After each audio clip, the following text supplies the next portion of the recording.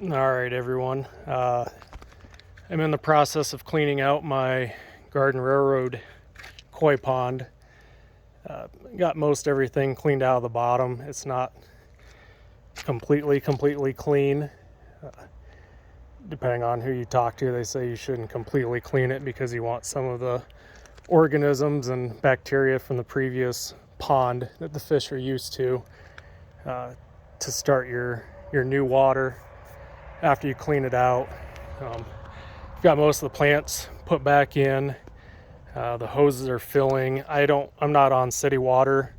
It's well water, which helps not having the chlorine in it. And then I've got some pond starter fluid that you can get at like Menards, Lowe's, Home Depot, or just Amazon that helps restart your fish pond back up with beneficial bacteria and clarifier stuff. So what I have is a skimmer box. It's got some different things on the front of it that help catch a lot of large debris.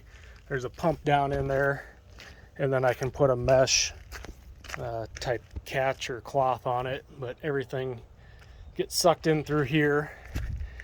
And then instead of buying a $300 or $400 box on Pond Guy or somewhere else, I just went and got a big Husky storage heavy duty outside tote box, and I run flexible pipe.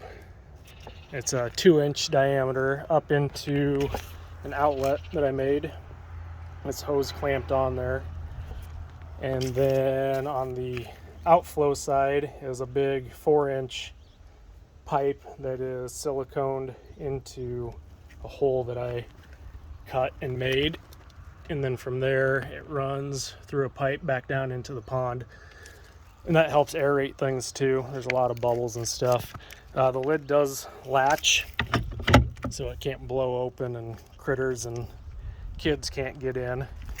But I've got several different type of media that I use for filtering.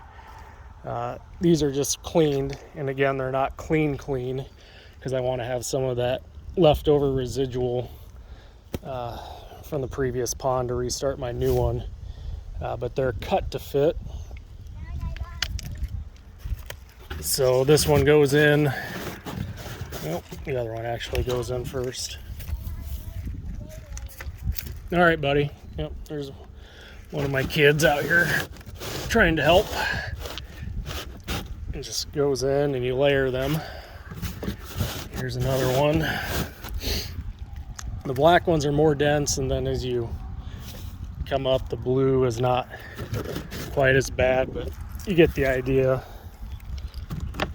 You just layer them in, and then when you get to the green ones on the top, I do that, and then I've cut a little notch in this one where the water flows in, because I found if I don't do it, a lot of the debris will actually start to accumulate and plug up here, and it will start back flowing over.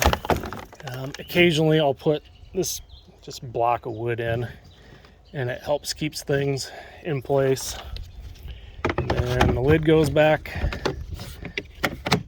on